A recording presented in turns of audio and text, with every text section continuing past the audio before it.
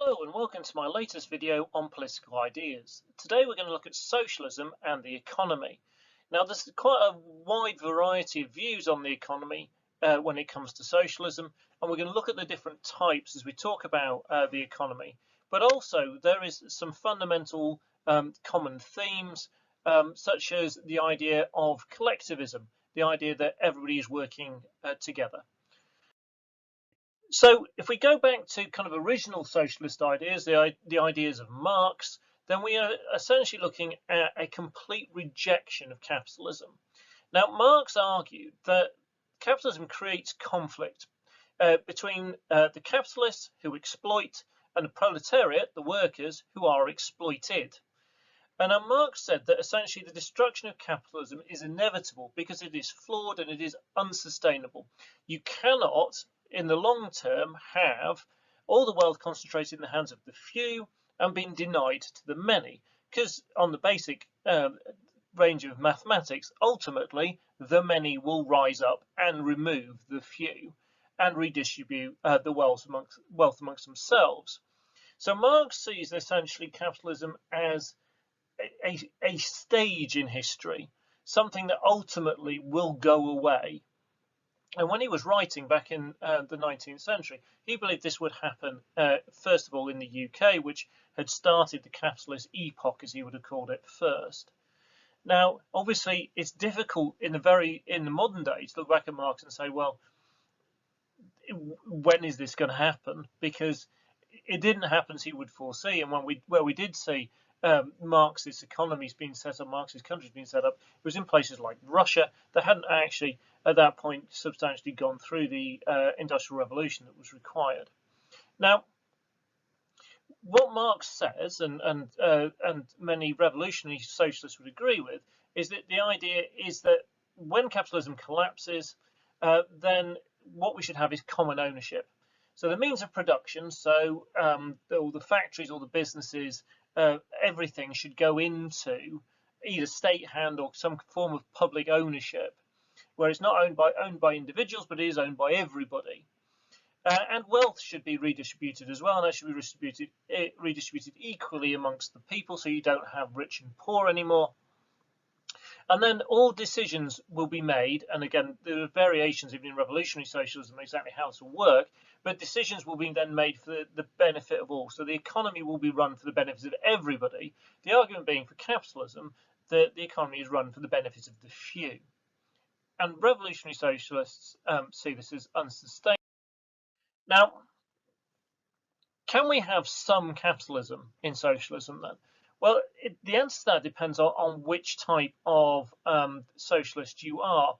Revolutionary socialists and democratic socialists will essentially say, no, ultimately we can't have capitalism, and they'll either want to get rid of it immediately or in a kind of evolutionary way slowly over time. But some of the more dominant, more often accepted forms of socialism do accept a degree of capitalism. Particularly most social democrats, and to a lesser extent the newest form of socialism, or one of the newest forms of socialism we look at, which is the third way. Right. So social democrats argue there should be a mixture of capitalism and state control. So you would have free market working in some places and you'd have state control in others. So for example, in the UK, the Labour government after the Second World War took control of things like steel and gas and electricity and coal and telecommunications and things like that, but didn't take control of everything in the economy. There would be some redistribution of wealth, and there would be really kind of strong welfare state, and we saw that again established by that Labour government in 1945. As time's gone on, we've seen a number of arguments. Anthony Crosland is a key thinker, one of the key thinkers of the most social democrats, and he argued that really the key to all of this ultimately is social justice. So it's not about who owns everything. It's not necessarily about common ownership, but it's about the state managing the economy to make sure that all the benefits seen from economic growth, however that comes about, are seen by all the people and spread across the whole of the population. So we're moving away from that absolute insistence that everything or most things are owned by the state. The further step away from that again is the third way, which really does embrace the free market and says essentially this idea that is inevitably going to fall is just not, it's not true. This is here for the permanently, and so something has to be accepted. And actually embrace the free market as being able to be adapted to do things even like deliver public services. And this has led some people to question whether the third way, and we see this all in Britain under Blair, is whether the third way is really socialism at all.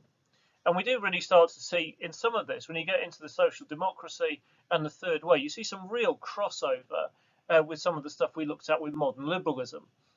So there is, again, a growing debate. Just like we look at some of the liberal thinkers and go, well, are they liberals or are they socialists? Some of the socialist stuff we look at and go, well, are these guys really socialists? Or are they really liberals? Now, what makes a socialist economy different to a liberal economy is this idea of collectivism.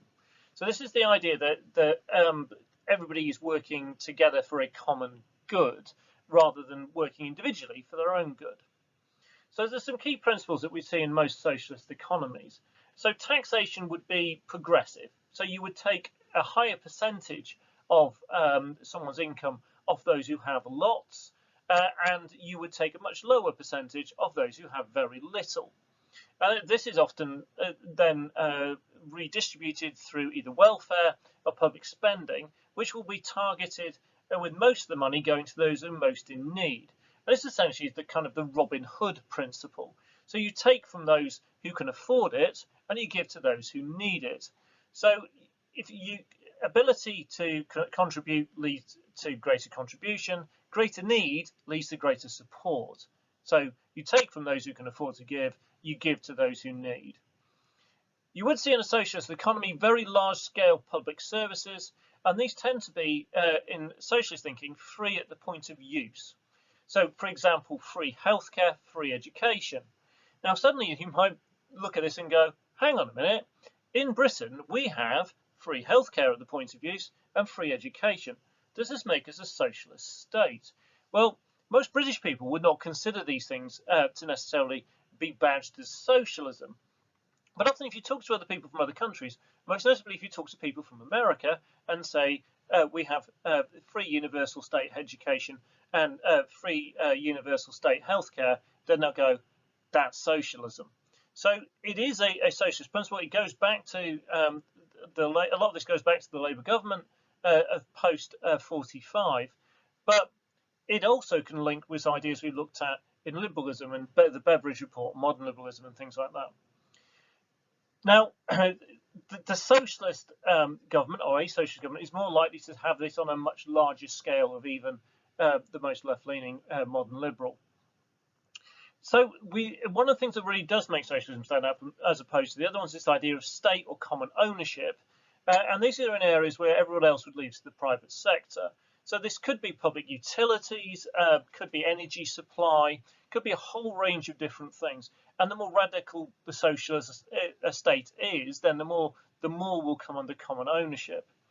And most socialists would go, right, where we've got an area where the private sector fails to promote the good for all, then we think we should step in and take control. So, for example, if we look at the utilities industry, then you could look and say, well, the prices are high, which damages a lot of people across the country to benefit the shareholders and the companies that are running it. So actually, if we put them under public ownership, that would be more efficient for the greater number of people.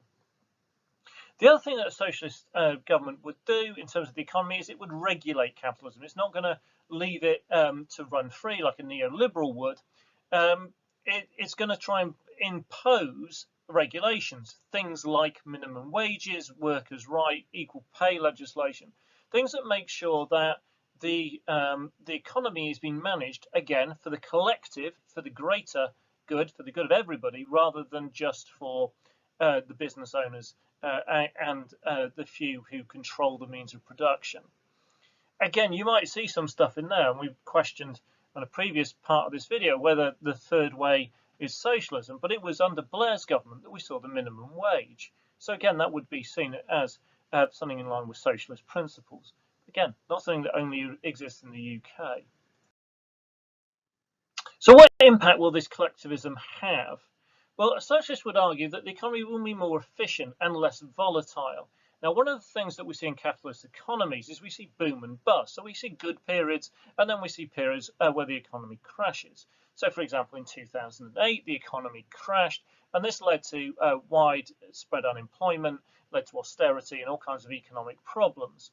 We're likely to see another recession coming with the consequences of COVID-19. Now, what a socialist would say, well, actually, if the state is managing the economy under socialist principles, then you're not going to get boom and bust, because you're going to get this stable economy that isn't torn apart occasionally by market forces. So you won't suddenly enter a period of mass unemployment.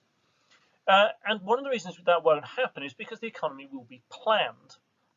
So those who are running the economy will not be thinking, right, do we have enough material resources at the moment? They're thinking, well, will we have enough material resources next year and the year after and the year after that? So what is it we need to be doing now, so we don't suddenly go through a period of having a huge surplus of something or a huge drought of something?